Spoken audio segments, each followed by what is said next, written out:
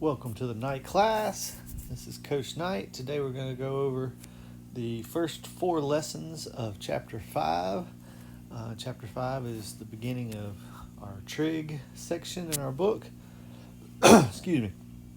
So, without any further ado, let's get started. These first 3 problems, we're changing each degree that's in decimals to degrees, minutes, and seconds. So, we just basically take whatever's the decimal is. So in this case, number 1 is 0.52. We take 0.520 and multiply that by 60 because there are 60 minutes in 1 degree. And if you put that in your calculator, you get 31.2. So that means there's 31 minutes. And then you take the 0.2 and also multiply it by 60.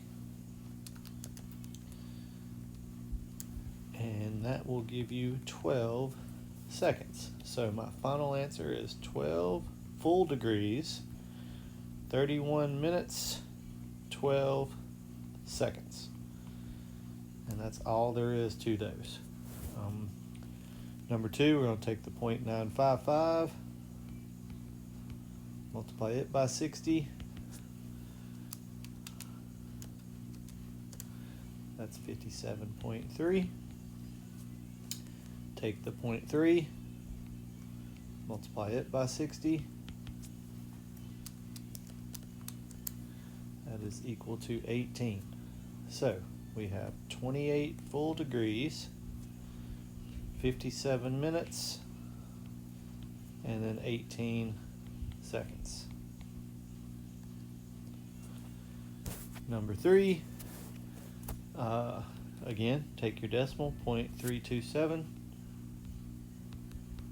multiply it by 60.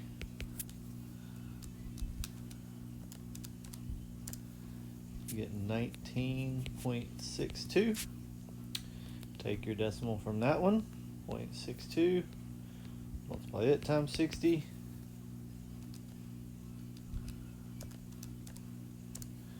$37.2.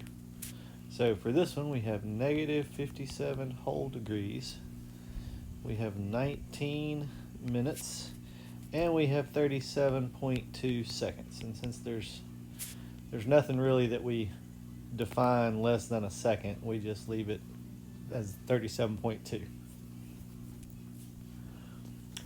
4, 5, and 6, we are doing the exact opposite, or the reverse of 1, 2, and 3. They give us the degrees, minutes, and seconds, and we have to they ask what would that be as a decimal rounded to the nearest thousand. So that's 3 decimal places. So we're kind of going in reverse. It's very, very simple to do. You're going to take, we already know we got 24 degrees. So 24, it's going to be 24 point something. We just have to figure out what the decimal part is. So I take my degrees and my minutes and my seconds. Actually, you leave the degrees like they are. Take your minutes and your seconds. Earlier, we multiplied by 60 to get how many minutes there were. Since they give us the minutes, we're going to divide that by 60 and add that to the seconds divided by 3,600.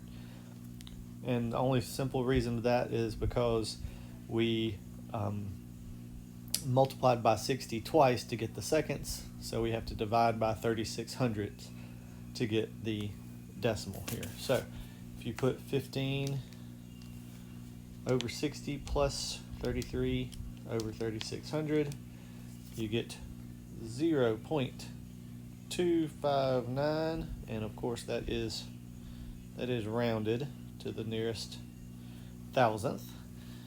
And so you just take that decimal and you tack it on to the degrees. So 24.259 degrees. And that's all you do for these. Number 5, same thing. We're going to take our minutes and seconds. 28 divided by 60 plus 10 divided by 3,600.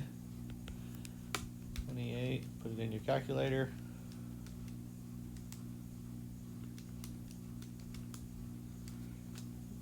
0.469.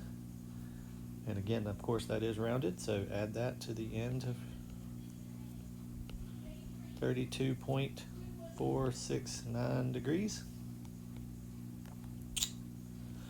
And last but not least, number 6, 14 divided by 60 plus 35 divided by 3600.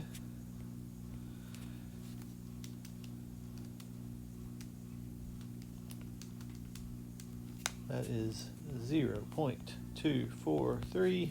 So you just add that to the negative 73 part. It'll be negative 73.243 degrees. Notice I never put the negative signs on 3 or 6 in the calculator. Remember, the negative, when you're talking about degrees, that is only referring to the direction that your angle is going. So don't be putting the negative in your calculator. This would be how you do it. You need to make sure you show your work because these are problems that you can stick in your calculator, but just show me what you're putting in your calculator. All right. Number 7 and 8 says if each angle is in standard position, determine a coterminal angle that is between 0 degrees and 360 degrees and state the quadrant in which the terminal side lies. So basically, to find your coterminal angles, you're just adding 360 or subtracting 360 every time. Now, they want our answer between 0 and 360. So if it's less than 0, we're going to add 360. If it's more than 360, we will subtract 360. So here we go. So this 472 is more than 360, so we would subtract 360 from that. 472 minus 360 would be 112 degrees. And 112 degrees, if you don't know your quadrants yet, this is quadrant 1, this is quadrant 2, quadrant 3, quadrant 4, and you start out at 0 degrees, 180 degrees, excuse me, not 180 degrees. That was way off. I took off my thing. That would be 90 degrees, 180 degrees, 270 degrees, all the way around to 360. So 112 is between 90 and 180, so it is in quadrant 2. And that's all there is to these problems. Negative 995 is less than 0, so we're going to add 360. And I believe we're going to add 360 a few times here. Negative 95 plus 360 would be negative 635. So we add 360 one more time. And we get negative 275. So we add 360 one final time. And we get 85 degrees. 85 degrees is between 0 and 90, so it is in quadrant 1.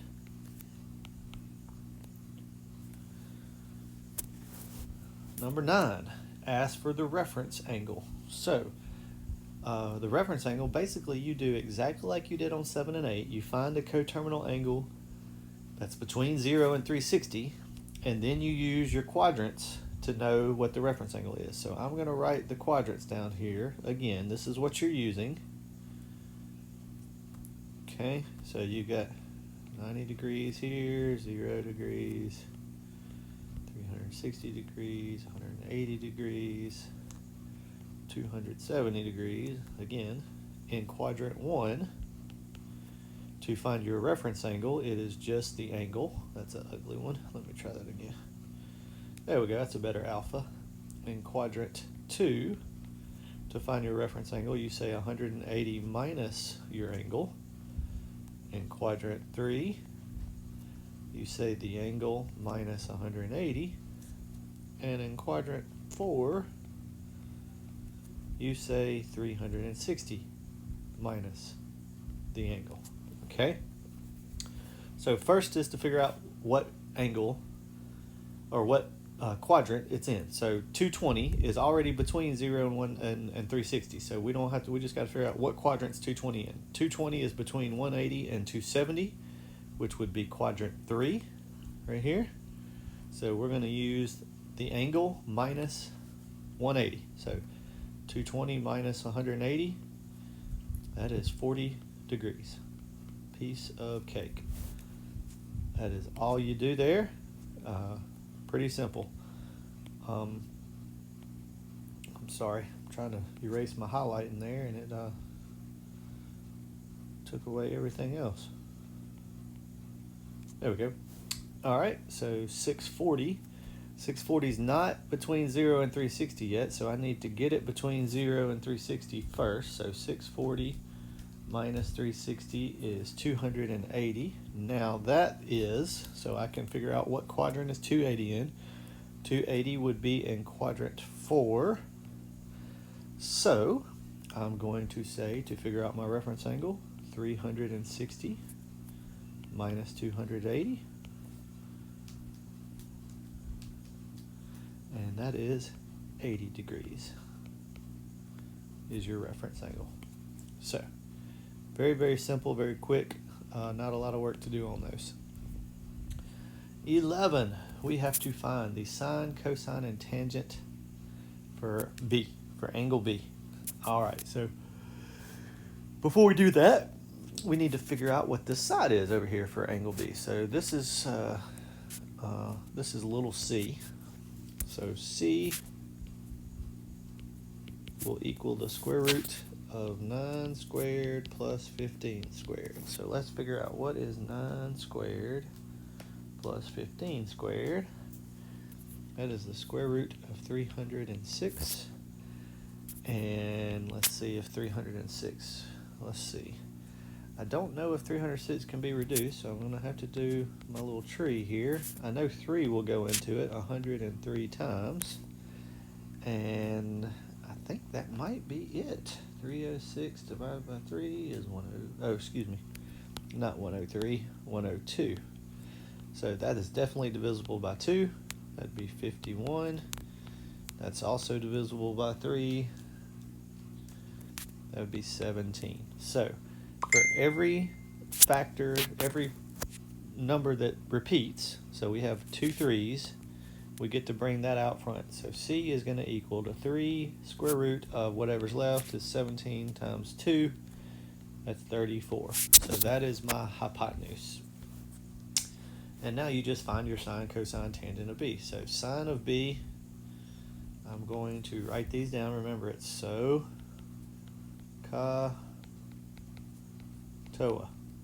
Okay? Some old hippie caught another hippie tripping on acid. All right, so B is opposite over hypotenuse. So opposite B is 9. The hypotenuse is 3 square root of 34. If I reduce that, I will get 3 over the square root of 34. And you have to rationalize your denominator because you don't want the square root on the bottom. So I always, as always, move the square root to the top. 3 times 3 square root of 34. And you just take the square root off the bottom number, over 34. The cosine of B is adjacent over hypotenuse. That is 15 over 3 square root of 34. So again, I reduce first if I can. 5 over 3 times, there's no 3 there anymore. 5 over square root of 34. And again, I rationalize the denominator, move it to the top, 5 square root of 34 over 34. And last but not least, tangent of B is opposite over adjacent. So opposite is 9. Again, when I'm saying opposite B, this is adjacent to B. Adjacent, it just means next to. Opposite means it's not touching. Okay, so 9 over 15. And as always, reduce your fractions if you can. That reduces to just 3/5. All right, number 12. 12 and 13, probably the easiest questions on the test. You're just finding the reciprocals. So tangent of theta equals 5, cotangent of theta equals. So cotangent of theta is the reciprocal of 5, which is 1/5. And sine and cosecant are reciprocals, so the cosecant of theta here would be 8/3. You just flip them. That's all there is to it. 14, they are asking us to find all 6 trigonometric ratios for S. So, again, we got to find the missing side here. The missing side's opposite angle R, so we're looking for little r here. And since they're both legs, we're just going to say 8 squared plus 12 squared. That would be, let's see, put it in your calculator, 8 squared plus 12. I know 12 squared is 144 and 8 squared is 64. So if you add those together, you get 208. And let's see if we can reduce 208. I know 2 will go into it 104 times. 2 will go into that 52 times. 2 will go into that 26. 2 will go into that 13. So we have 2 pairs of 2. So if we bring both of those out, 2 times 2 is 4, and then we have a square root of 13 left. So this would be 4 square root of 13 is my hypotenuse. So again, SOH-CAH-TOA. That's what you're thinking here on number 14. So I'm going to do sine, cosine, and tangent first. So sine of S would be opposite S is 12. Okay. And the hypotenuse is 4 over square root of 13, which reduces to 3 over the square root of 13, which will equal 3 square root of 13 over 13. Cosine of S would be adjacent over hypotenuse. So 8 over 4 times the square root of 13. That will reduce to 2 over the square root of 13. Rationalize your denominator. 2 square root of 13 over 13. Tangent of S is opposite over adjacent. So that's just 12 over 8. Reduce would be 3 over 2. Then to find the other 3, you just flip them. You just find all the reciprocals. So the cosecant of S, I'm not going to flip my final answer. I'm going to flip this answer right here. So that's going to be square root of 13 over 3. Same thing for my secant of S. I'm going to flip this one right here. So that's going to be square root of 13 over 2. And cotangent of S will just be 2 over 3.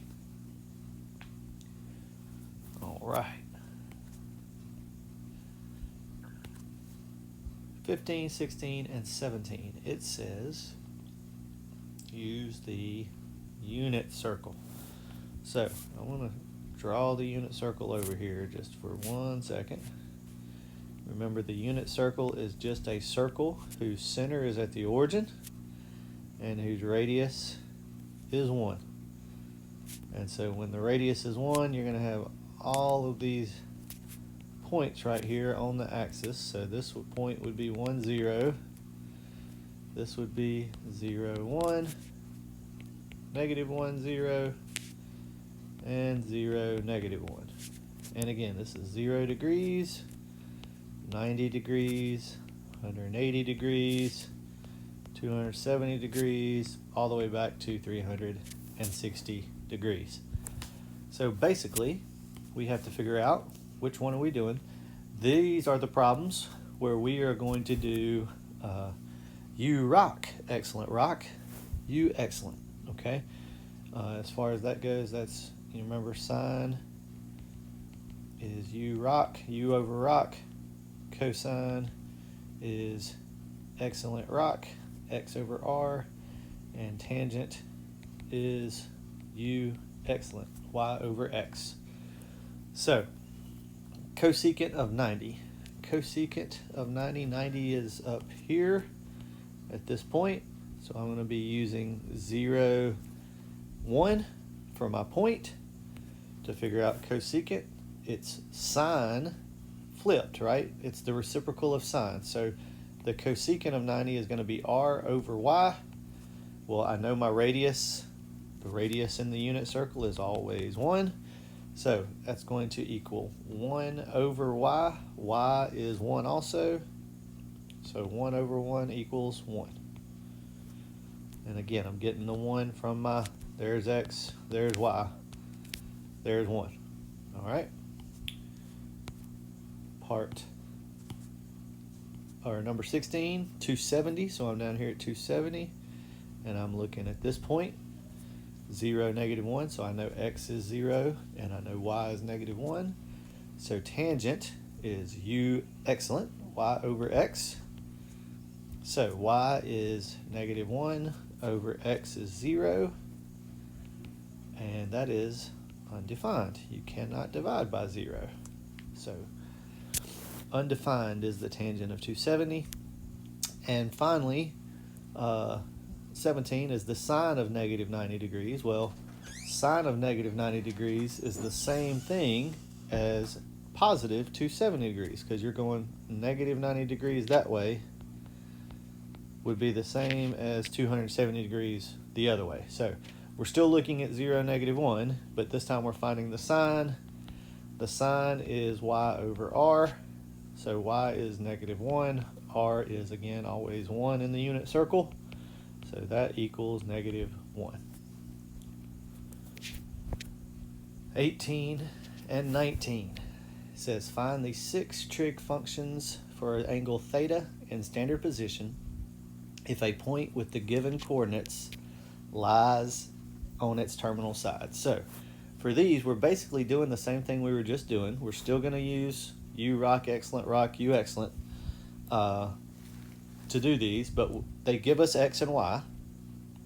We just have to find r.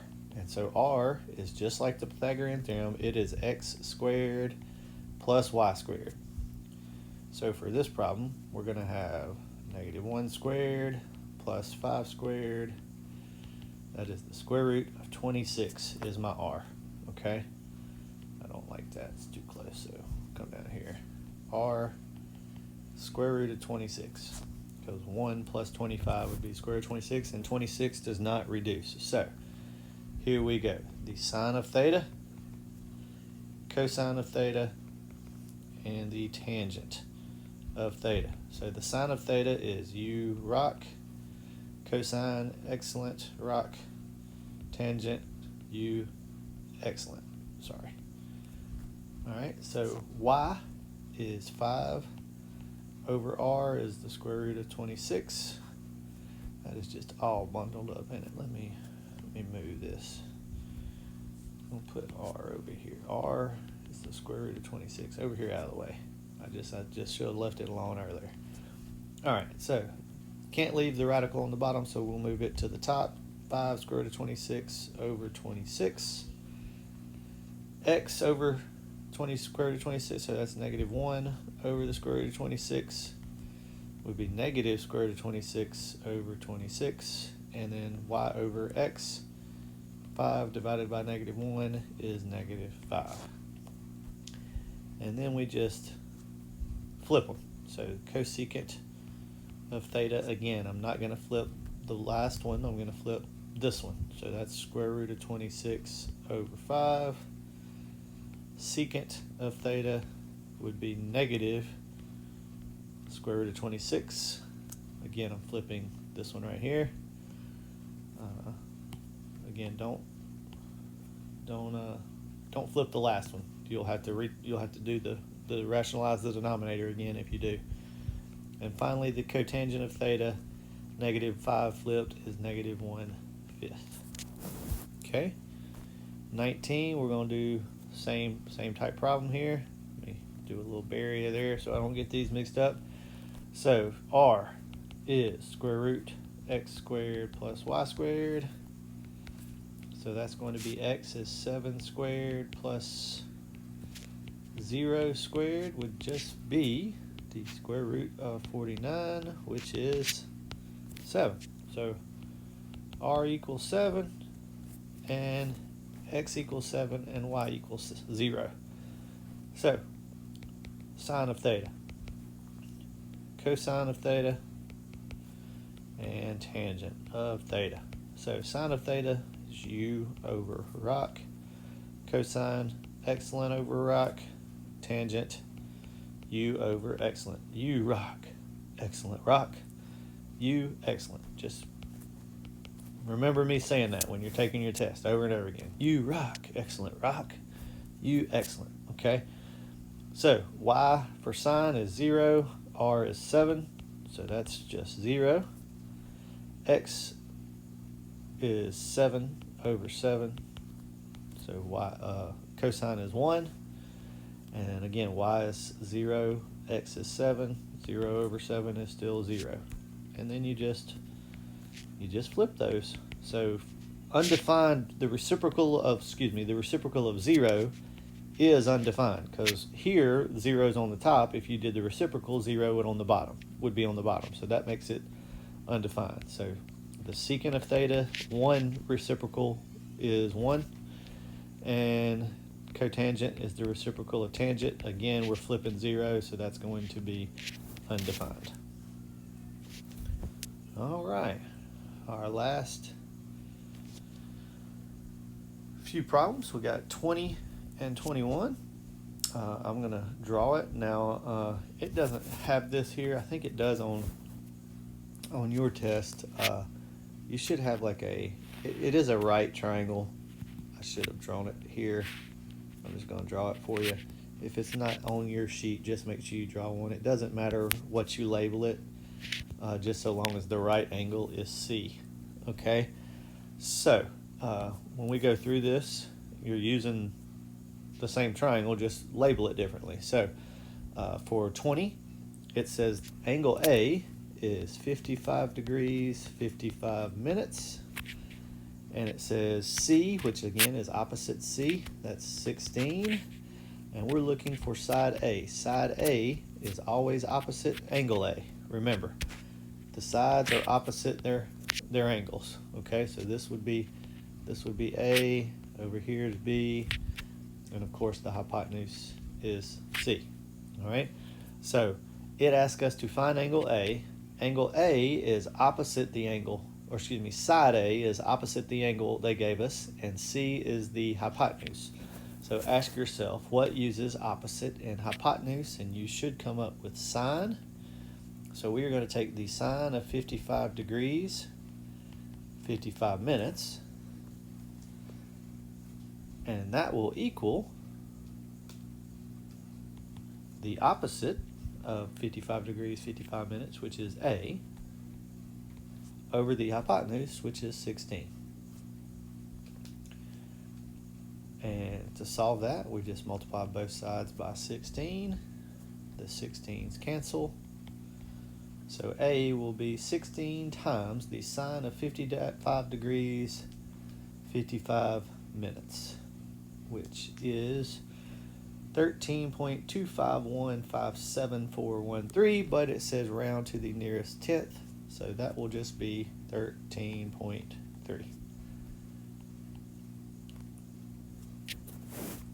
All right, 21. Let me erase my triangle over here. Ooh, I didn't want to erase all of it. Try this again. It'll be a little more specific here. Here we go. All right. I don't know why I erased my A, B, and C. So there's C, there's B, there's A. So in this one, little a equals 9. My angle B is 49 degrees, and I'm looking for side B here. So this would be opposite. Side B is opposite 49, and side A is adjacent to 49 degrees. So opposite and adjacent, that's tangent. So tangent of 49 degrees equals opposite, which is B, over adjacent, which is 9, and you multiply both sides by 9, and the 9s cancel, and your B is 9 times the tangent of 49 degrees, which is 10.5 10.35331566, but we round to the nearest tenth, so it'd just be 10.4.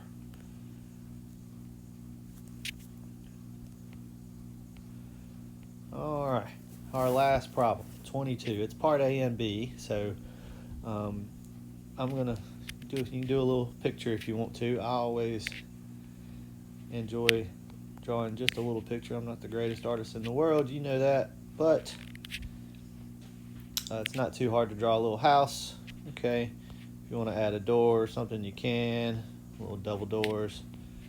Put some windows up at the top here, just to make it look, cozy. Maybe a little chimney. Make sure that chimney goes higher than the roof. Better. When you build a house, make sure it goes higher than the roof, or the smoke will come back in your house. Okay, science lesson for another day. A says, how far up? Okay, first off, let's read the question. A 30-foot ladder leaning against the side of a house makes a 70-degree 5-second or 5-minute angle with the ground. How far up the side of the house does the ladder reach? So we have a ladder. We'll change our ladder. We'll let our ladder be blue. So here's our ladder. It's leaning up against the house. The ladder, it says, is 30 feet long. Okay. And it says, how far up the side of the house does the ladder reach? So we are looking up, this would be, I'm going to, again, draw the ground here.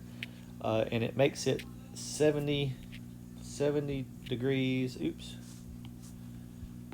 It's 70 degrees 5 minutes with the ground. So right here, that's a 70-degree 5-minute angle.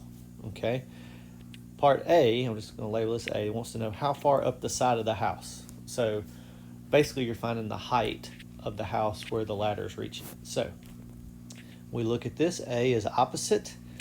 30 feet is the hypotenuse. So opposite and hypotenuse, again, we'll be using sine of our angle, which is 70 degrees 5 minutes, equals opposite is A over the hypotenuse is 30, so we're going to multiply both sides by 30.